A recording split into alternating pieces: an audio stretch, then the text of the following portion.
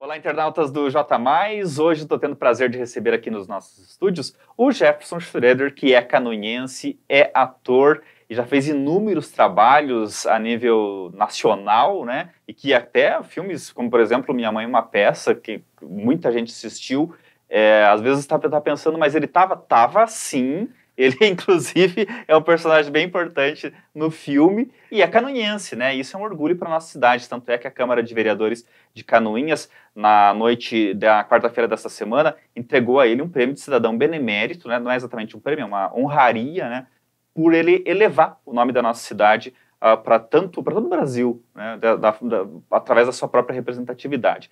Então, queria começar agradecendo essa disponibilidade do Jefferson de conversar com a gente, né? Tá passando agora as festas aqui com a família em Canoinhas, e dizer que vai ser difícil entrevistá-lo porque eu sou um fã. E quando você é fã, essa divisa entre jornalista e fã fica muito complicado. Então, se eu me passar um pouco, você me chama para a realidade. Jefferson, seja bem-vindo. Eu que agradeço pelo carinho aí, pelo meu trabalho e tal. Muito obrigado pelo convite. Queria que você começasse contando pra gente a tua infância aqui em Canoinhas. Como é que foi? Você saiu daqui quando você já era passado de adolescente, né? Eu morei aqui até os 15 anos, 15, 16. Depois eu fui para Curitiba, morei um ano em Curitiba. E agora eu tô no Rio já há muito tempo, eu tô com 33 anos. Uhum. Da tua infância, o que você lembra de Canoinhas? Assim, o que vem na tua memória quando você lembra da tua infância? Me vem você falando assim, lembro da escolinha da tia Carminha, que foi onde eu fiz a minha primeira escola. Depois virou século XXI, né? Depois estudei no Sagrado e lembro desse clima assim, calmo que a gente tem aqui, dos meus amigos de infância, dessa paz que a gente tem na cidade pequena, assim, né? Se comparado aos grandes centros urbanos, assim. Então eu me lembro da minha escola, assim, isso, brincar na rua. Nossa, tem uma história que a galera sabe, né? Que eu uma vez me vesti de noiva com os amigos também e assustei as pessoas na rua, mas aí eu já tinha, sei lá, 13, 14 anos. Já tinha o talento, né, para arte dramática, Sim. Né? Os amigos que você tem daquela época, você ainda tem contato hoje? Tem, eu sou muito próximo da Adriana Petri, que é tipo a minha amiga de sempre, assim. E tenho amigos que eu falo, assim, mas a Adri é a que fica firme, assim, que a gente se fala sempre. Essa tranquilidade, essa peculiaridade interiorana, inclusive, é inspiração em muitas das tuas imitações, né? Muito, muito. Eu acho que essa paz de Canoinhas, ela faz parte da minha arte como um todo, assim. Eu escrevo também crônicas e contos, e eu acho que muito dessa natureza que a gente tem aqui, dessa convivência harmoniosa entre as pessoas, eu levo para tudo, eu acho que eu faço. E para os personagens. Tem personagens canoenses, né? Com sotaque, com as gírias daqui. Essa tia fumante que você imita, ela existe mesmo? A Rosana, que fala assim, ela é inspirada numa professora que estudou comigo, lá no Rio de Janeiro. Ela existe. Mas ela não é exatamente tua tia canoinense. Não.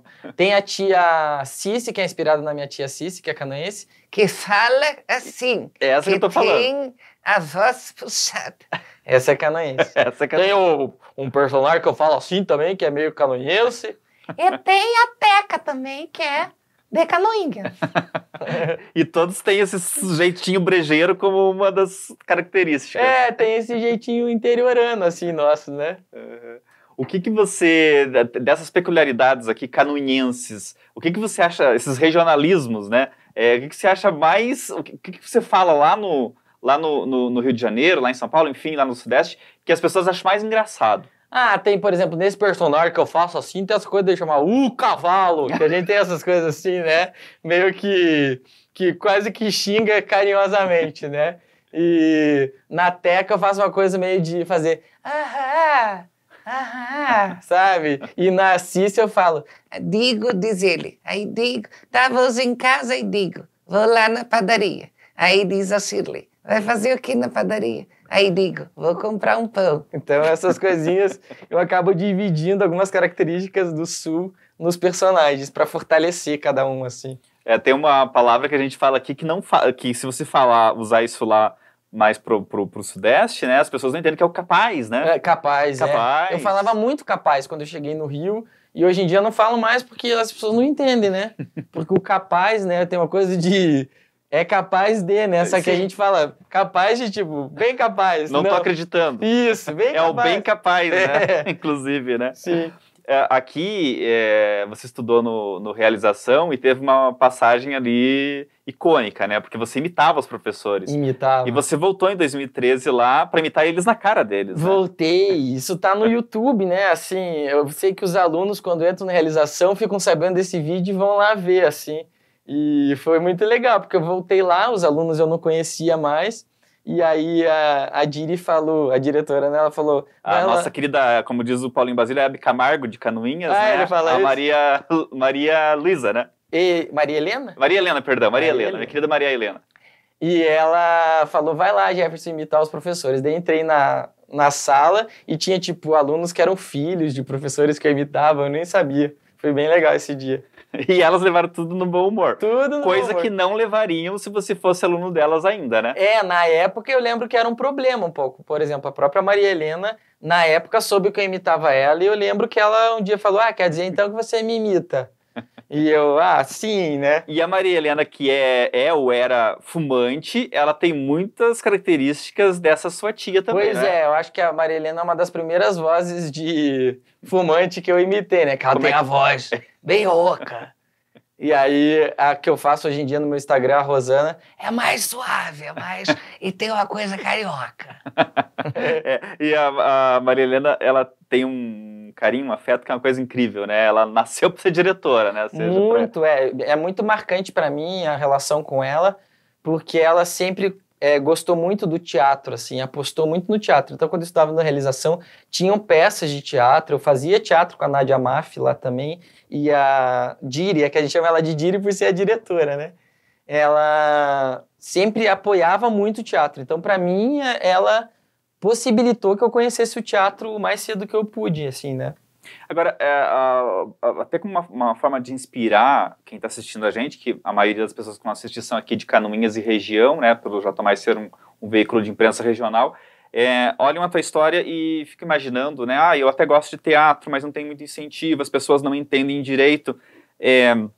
Você sofreu muito com isso na época, quer dizer, de sentir muito mais gente puxando para trás do que te incentivando a fazer carreira no teatro? Eu acho que pela realidade da cultura no nosso país, né, todo mundo que pensa em ser artista sofre uma certa preocupação que é alimentada pelas pessoas, né? As pessoas dizem, é difícil você conseguir.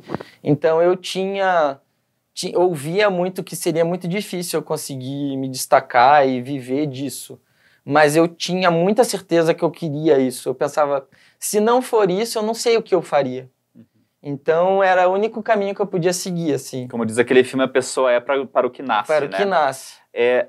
Jefferson, quando você saiu daqui, você disse que você foi para Curitiba e de lá foi para o Rio. Eu queria que você detalhasse um pouquinho essa tua trajetória. Você foi para Curitiba já pensando em fazer teatro.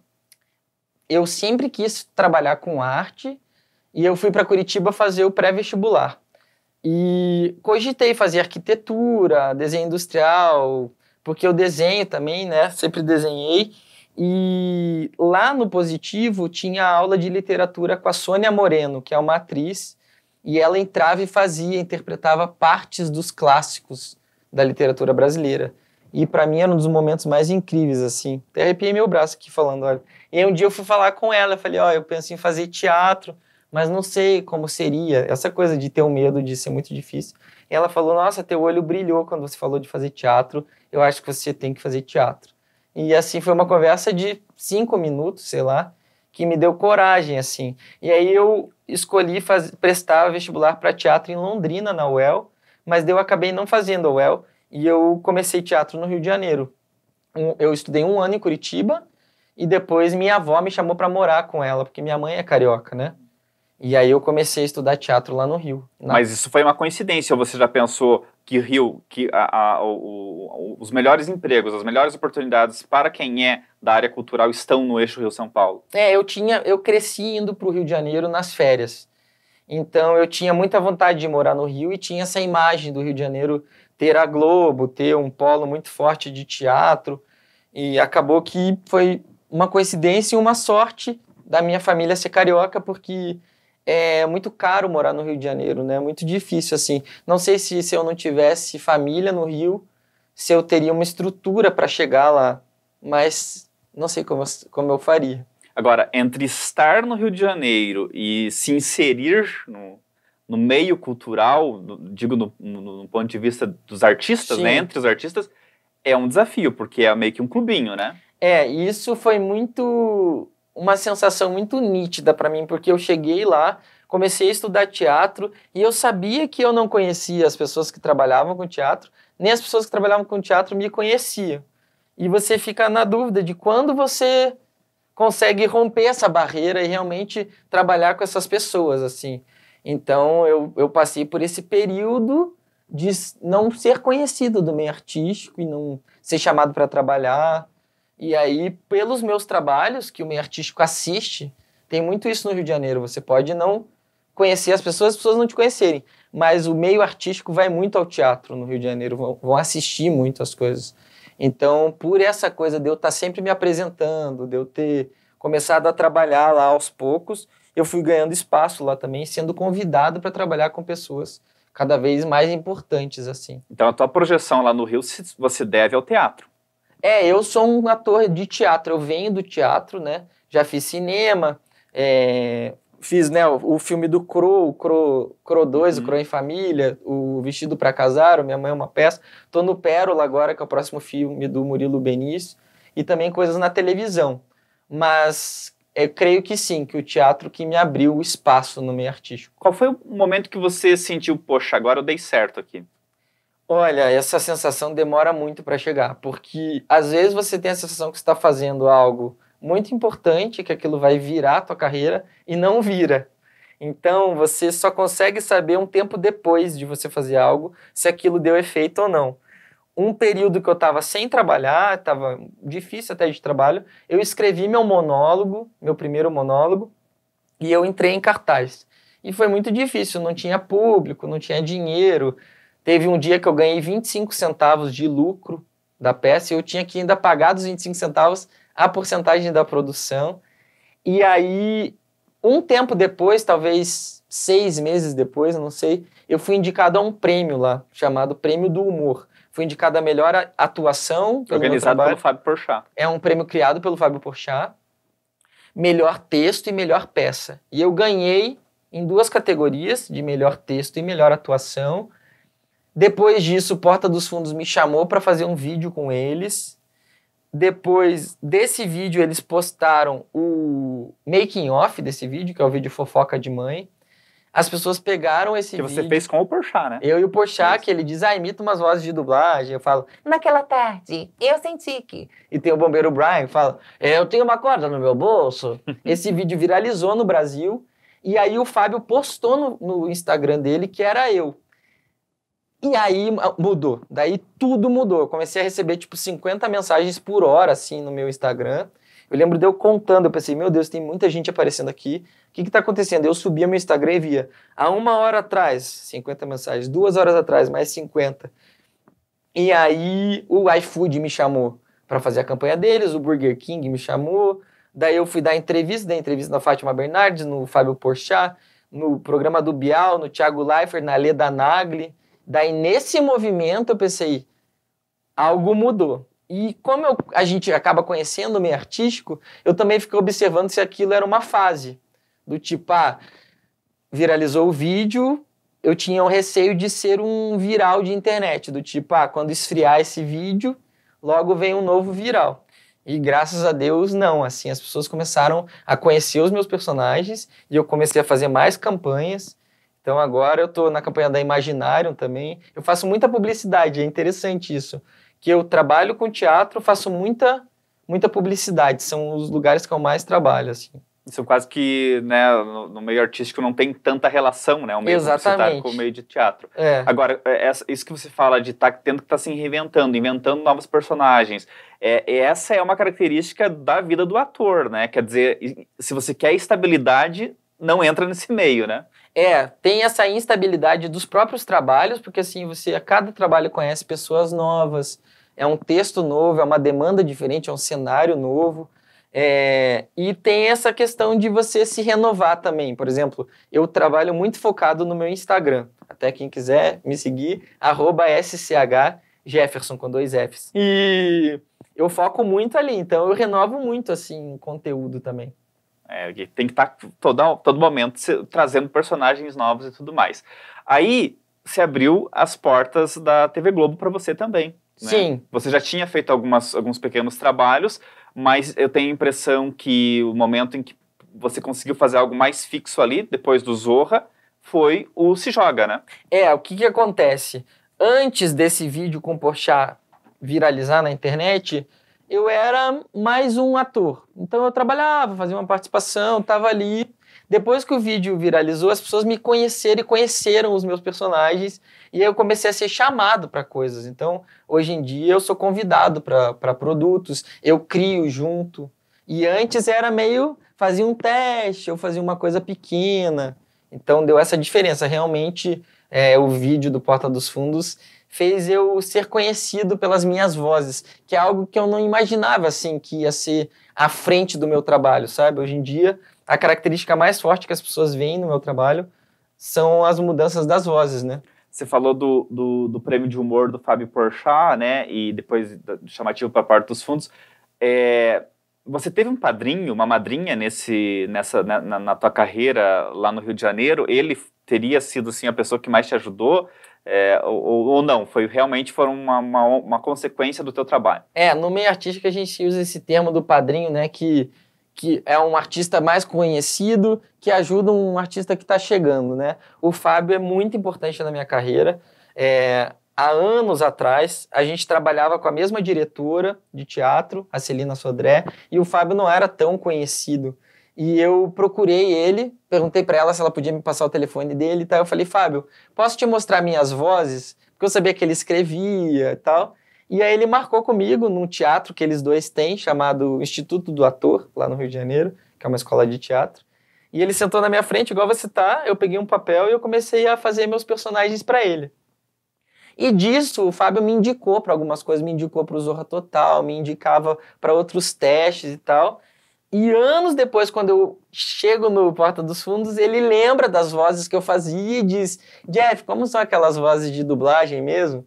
E aí eu fiz e tudo aconteceu. Então, o Fábio realmente costura, assim, a minha carreira, sabe? Com essas histórias. Porque na Globo, teu primeiro trabalho foi no Zorra Total, quando era Zorra Total ainda. O meu trabalho de contrato fixo foi o Zorra Total. Mas antes eu cheguei a fazer participação em novela, fiz uma participação na Malhação, participei do Quem Chega Lá, do Faustão, que era tipo um stand-up. Sim, mas o Zorra é meu primeiro contrato fixo com a Globo. E depois você participou do novo elenco do Zorra? Não, né? Daí você... Eu saí um pouco antes do Sherman sair, que era o diretor do Zorra antigo.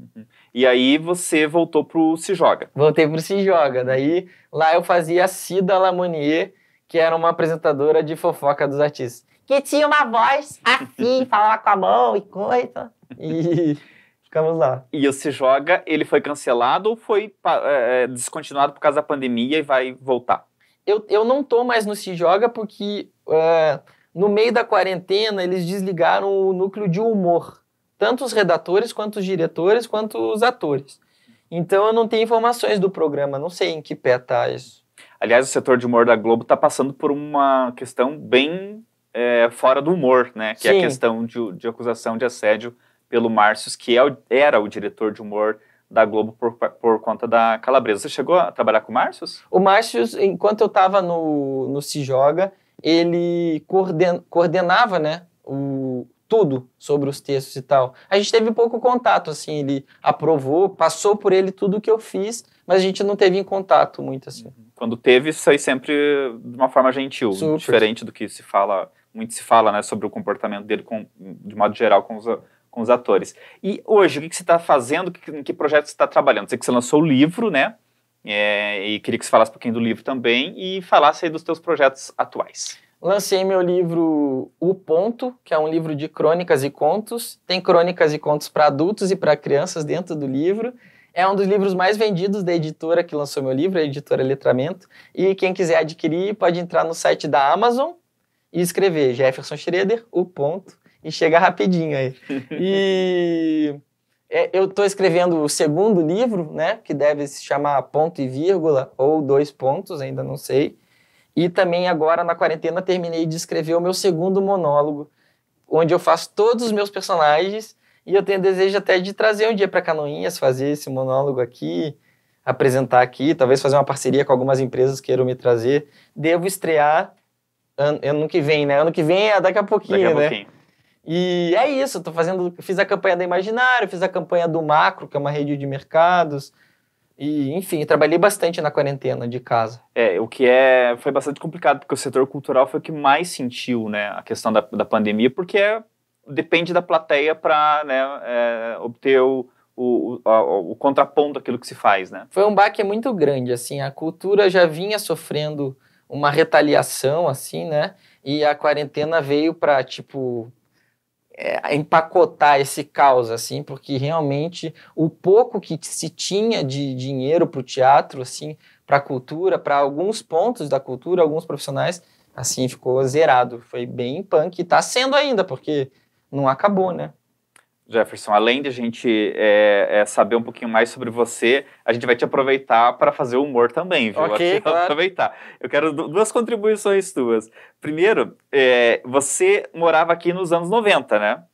Eu sou de 87, sim. Mas se você não se lembra, o seu pai que está acompanhando aqui a entrevista, inclusive, ele deve lembrar. Mas nos anos 90 esteve aqui um cineasta chamado Marco Del Mondo. Ele não era brasileiro, né, ou pelo menos não se dizia brasileiro, tinha um sotaque espanhol, e ele veio fazer um filme em Canoinhas que se chamava Iorga, o Terrível. O enredo era um homem lagarto que saía do valetão, obviamente, onde mais sairia aqui em Canoinhas, né, e atacava mocinhas inocentes. Esse filme arrecadou muito dinheiro entre empresariado aqui, iludiu muitos pretensos atores, né? Mas ele nunca estreou, né? Ele levou o dinheiro embora? Ninguém sabe para onde foi o dinheiro. Ele era o Iorga. Ele era o próprio Iorga. Vamos imaginar que esse filme tivesse sido lançado e fosse um sucesso e passasse hoje na Sessão da Tarde. Eu queria que você fizesse a chamada dessa Sessão da Tarde. Como que é o nome do filme? Iorga, o Terrível. O enredo, um monstro lagarto que saía do valetão e atacava mocinhas inocentes em plena Canoinhas. Iorga, o monstro terrível, é isso? Iorga, o Terrível. Iorga, o monstro, o terrível. Iorga, o terrível. Hoje, na Sessão da Tarde, você vai assistir Iorga, o Terrível, a história de um homem lagarto que sai do bueiro e ataca meninas inocentes. Oh, meu Deus! Sensacional. Muito bom mesmo. E, ó, agora já temos até chamada, né? Se aparecer um dia esse filme, a chamada já tem, né? Outra coisa também que você você usa muito como matéria-prima do teu trabalho, quando você imita o bombeiro Brian, né? Eu acho um sarro porque você realmente reflete uma realidade, porque a gente vive dando notícia de bombeiro e de policial de folga que de repente soluciona, né? Um caso de acidente, um caso envolvendo um caso policial, né?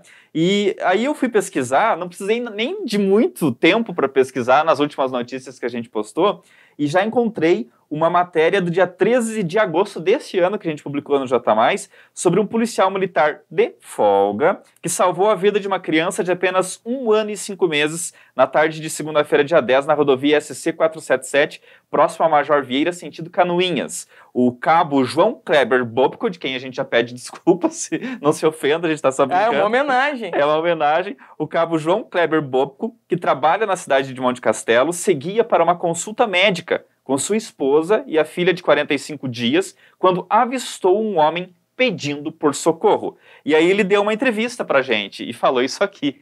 Então, olha, então tá a gente tá brincando disso porque o bombeiro Brian tá sempre de folga, esse meu personagem, porque eu percebi que nesses documentários do Discovery, sempre que aparecem bombeiro, eles estavam de folga quando alguma coisa acontece. E você vê que é a realidade, né? Acontece aí isso. até em Canoinhas acontece isso. Aproveito a oportunidade para parabenizar os bombeiros, assim, uma profissão que eu admiro muito. E esse é o policial João Kleber Bobco. Vamos lá.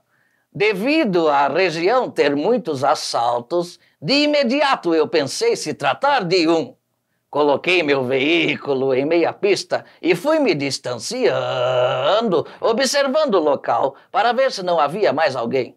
E logo avistei 2 mulheres segurando uma criança desfalecida. Parei o veículo e pedi à minha esposa que ligasse a 193. Ah! Sensacional, muito bom. Aí, ó, um abraço aí pro nosso João Kleber Bobtko, né? Que foi Parabéns! foi o personagem. Só que, como a vida imita a arte, você foi o bombeiro Brian, não foi? Pegou fogo no seu prédio, não pegou? E você que salvou tudo. Pegou fogo no meu prédio, eu tava tão doido que eu só lembrei que eu fazia o Bombeiro Brian porque meu pai falou, ele falou, Bombeiro Brian é ação, e eu pensei, eu tenho um personagem bombeiro, depois que eu apaguei o fogo. Eu tava na quarentena. E aí tinha a imagem da câmera de segurança filmando tudo, né? Tinha. Eu tava na quarentena, né, dentro de casa, lá no Rio de Janeiro, eu moro num prédio de 5 andares. E aí eu acordei assustado, do nada, fui meditar, eu nunca medito. Deitei na minha cama de novo e fui jogar videogame. Quando eu deitei na cama, eu via a síndica na rua, falando de... Abri a janela e falou, Jefferson, sai do prédio, tá pegando fogo no elevador, liga pro bombeiro, eu não tô conseguindo ligar pro bombeiro. Nossa, liguei pro bombeiro, fui descendo, o prédio foi esvaziando, todo mundo indo pra rua. Cheguei lá na rua, a Danúcia falou, Jeff, você tem coragem de apagar o fogo no elevador? Eu falei, sim, ela. Então vai que o extintor tá na frente do elevador. Aí eu voltei meio rezando, assim, pensei, meu Deus, me proteja, porque eu fiquei com medo de, tipo, explodir, me queimar, sei lá. Só que se não apagasse, ia pegar fogo no prédio, que já tava alto, assim, o fogo. Dizem até que tem a ver, pode ter a ver com espirrar álcool no painel do elevador, que entra nos furos do botão e molha aquela fiação que fica ligada o tempo todo, né? E aí eu apaguei esse fogo. Depois o Dimitri, que é do meu prédio, também pegou outra extintora, terminou de apagar.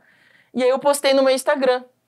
E aí, nossa, apareceu Record, Band, a Fátima Bernardes. Aí no dia seguinte eu dei entrevista na Fátima Bernardes. E eu era bem cedo, eu mandei no grupo da família. Eu falei, acabei de apagar um fogo aqui no meu prédio. E aí meu pai falou, ó o bombeiro Brian aí. Daí quando eu postei, a galera que viu o vídeo, que me segue, falou, dubla o vídeo. E aí eu redublei, tá no meu Instagram, se vocês quiserem ver, apareceu de novo aqui no meu Instagram. Eu dublei o vídeo com todas as pessoas saindo do meu prédio, eu botei a voz de um personagem meu e eu narrei com a voz do bombeiro. Mas com a voz do bombeiro Brian, obviamente. Ele foi eu. Eu narrei contando tudo o que aconteceu comigo. A vida imita a arte mesmo, Pois né? é.